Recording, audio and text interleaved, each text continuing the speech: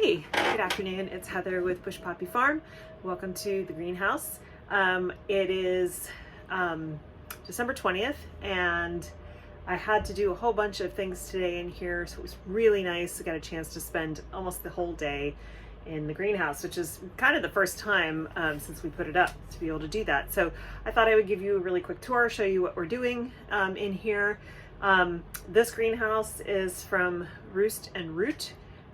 They make amazing chicken coops as well, and this was a kit greenhouse, and we had the ground leveled, and then we put this up as a family, much to my teenage kids' chagrin.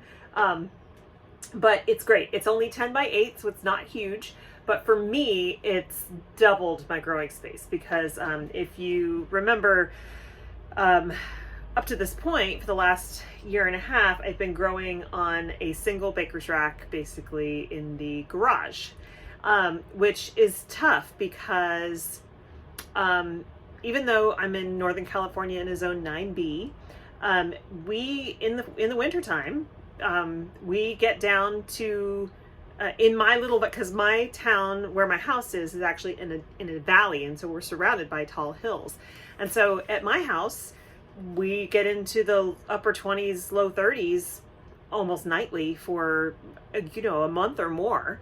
And then in the summertime, when we have our fires and stuff, we can be in the triple digits. So we have a huge range of temperature change to deal with. And so in the garage, it was really tough because in the wintertime, in the garage, it could be 30 degrees. And that's fine for hardy annuals, but come late February, early March, when I need to start tomatoes and peppers and all that kind of stuff, they just won't germinate because it's just too cold. So even with heat mats, which I use under all my seedling trays, it's just too cold. So the opposite case is also the truth. In the summertime, our hottest months are like September and October, which is, I know, a little counterintuitive, but we can be in the triple digits during that time, and that's when I need to be starting my cold season annuals. And so they need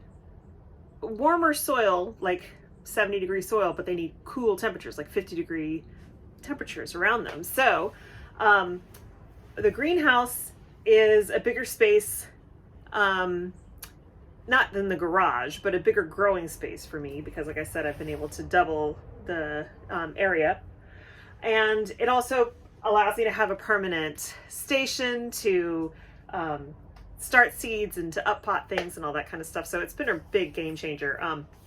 It has a solar panel on it that operates fans, and so while it's not air conditioned for the summertime, it does have a cooling, it allows cycling of the air. And I have a little heater here that I'll show you when I do the little mini tour, that I can use to keep the air temperature in here really comfortable. So this afternoon I've been keeping it at 55 in here. It's 42 degrees outside. And oddly enough, even when I'm not running the heater, so we can have nights down, like the other night we went to 30 degrees and I came out in the morning before the sun was really all the way up, and it was 38 in here. So that's 8 to 10 degree difference. It makes a big deal, makes a big difference. Now you might be wondering, okay, well, what about when you have triple digits in the summer? So it will get too hot in here, even with all the windows and doors open and the fans running, to really do a whole lot. But it might be good for a few things. So one, we built this in the shade, and the reason is that in the summertime, it would just be too hot. Two, even though we're in a zone 9B and we get those high temperatures, we struggle with certain plants. Tomatoes are okay. Peppers, it's really tough. I've had to find one spot in the garden which is like up against the side of the house, so it gets radiant heat from the house, but not enough sun, not enough hours of sun. So this year I'm going to try to grow my peppers in the greenhouse because they'll have the heat that they really want, and I'll be able to keep them well hydrated and all that kind of stuff. And I think it should be a good experiment. The other thing too is that I'm hoping that I can time all of my seed starting so that when we're super, super hot, I won't have too much going in here, so we'll see. It's a learning curve, but it's wonderful to have space to grow in. So with that said, I will now give you a little tour. It's not like it's a huge place, but to show you what's going on in the greenhouse so far. So welcome to my little 8x10 greenhouse. This area right here is going to have we're going to build a plant bench for it. It's just getting made out of wood with a chicken wire top.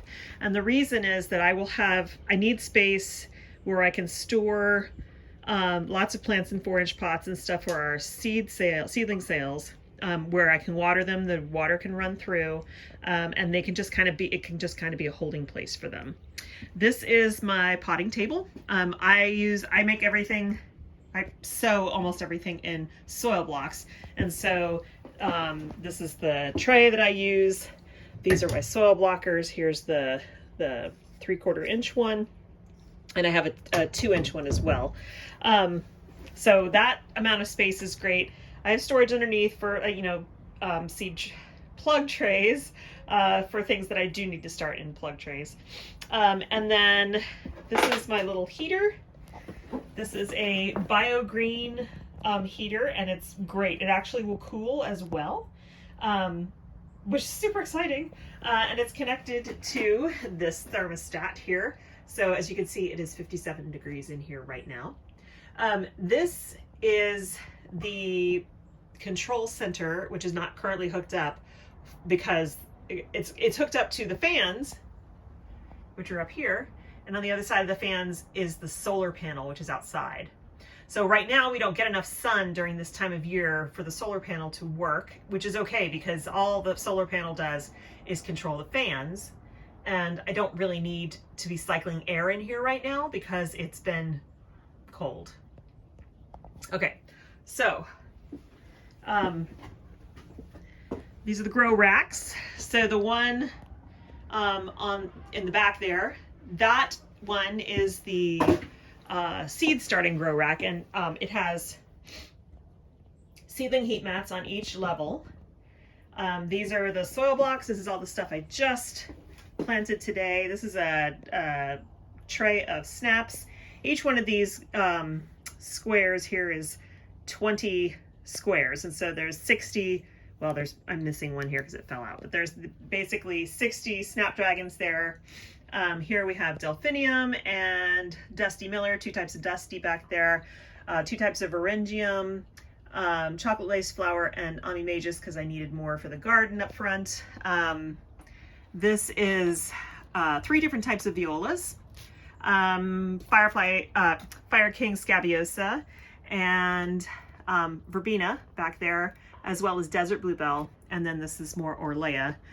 All of those I just started today, so of course all you see there is soil blocks. If you're wondering what this stuff is on top, that is vermiculite. It's super lightweight. Some seeds need light to germinate, which is why some of these are not covered. Other seeds need darkness to germinate, and so that's why I cover them with the vermiculite. It also helps hold in moisture of these soil blocks.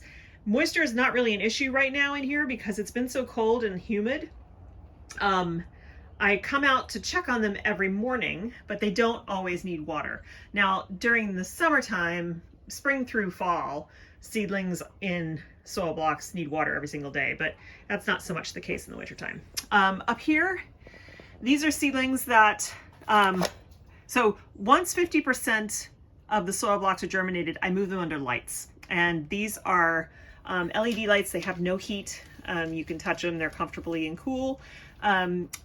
You want your lights as close to the seedlings as possible, and you will keep raising the light as they get taller. That keeps seedlings from getting tall and leggy, and you get a more substantial, robust plant. These are, that's peppermint chard right there. And then this is, I think, pak choi. Oh no, it's Monte Carlo. These are Monte Carlo romaine lettuces, but these are for my green stalks because I continue to grow lettuces and chard and stuff like that, greens, throughout the winter. I have a new batch of bachelor buttons planted. These were in soil blocks and I've just up-potted them to little 4-packs because they need to go out in the garden, but they need to be bigger. If you saw my last video, you saw that everything's been decimated by rodents. So I want to make sure that I get really substantial plants before I put them out. Up here, we have a whole tray of different kinds of snap peas. They really need to go out into the garden and be planted, but one, we're about to get 5 to 6 days straight of solid rain, which is wonderful, but I think that's going to be a bit intense for freshly transplanted plants. 2, I need to find a way to protect them from the rodents, and so I'm still working on that. Then down here, under lights, are things that I just up potted today that were in soil blocks. We have baby arugula, pak choi, and some delphinium. Down here we have Sweet Annie, some more Daucus and more bachelor buttons. And then there's lavender hyssop and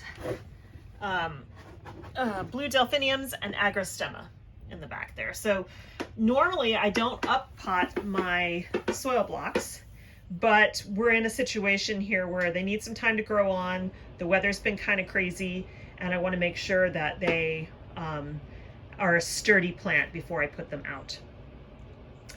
And then finally, these crates. So you see a bulb crate there full of soil, and you see 2 bulb crates here full of soil. Those are planted with tulips, packed in there. So I don't even know how many, but basically they're planted like you would put eggs in a carton. When you plant tulips in bulb crates and you keep them in something like this in a greenhouse, and these are pre-cooled bulbs. So because I'm in a 9B, I had to make sure that they already got their chill hours. So I ordered pre-cooled bulbs. You can do that through some bulb suppliers. They will chill them in advance for you so that you have all the chill hours so that they actually produce. Now, with tulips, that means that well, first of all, cut flower growers, I don't save the bulbs because we're using the entire plant. We'll pull it bulb up and everything. But even if you planted these in the ground, in the higher zones, they're not really going to come back for you the second year anyway. They might, but they'll be marginal at best. So with tulips, especially in the higher zones, you're going to want to buy new bulbs every year. Narcissus, on the other hand, meaning daffodils, those will naturalize, even in the higher zones, depending on the variety that you get.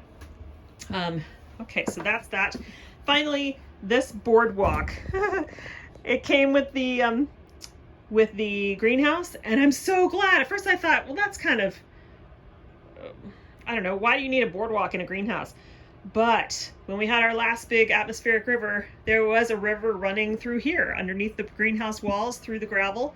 And it was wonderful to have this boardwalk because I could walk around in here and not get all muddy. So yeah, can't complain. So that's it. That's the tour of what's going on in the greenhouse right now. The tulips will hopefully, the other thing about growing tulips in crates is it tends to force them. So they will bloom earlier than the ones I planted in the raised beds up front because their soil will get warmer quicker being in this environment as opposed to being out in the field. So that's part of the way, since I do not have a cooler to put cut flowers in, I have to kind of try to succession plant my stuff so that I can space them out. And the thing about tulips is, unless you're very careful and you get your early, middle, and late varieties perfectly timed, you kind of get them all at once. And so unless you have a way to keep them, because tulips will keep with either the bulb on or not, but they will keep in a cooler for weeks once you pick them, if you pick them at the appropriate time. So since I don't have a cooler, I'll be able to harvest these in the greenhouse first for bouquets, and then the ones in the field will be ready after that. So that's it.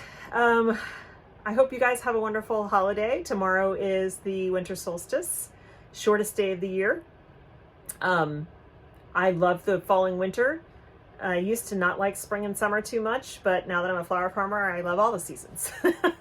So yeah, it'll be nice to hunker down. Family for us arrives tomorrow, starting tomorrow, and so I hope everyone has a wonderful, safe holiday. no matter what you celebrate. And take care of yourselves, make good choices, and I'll see you soon. Bye-bye.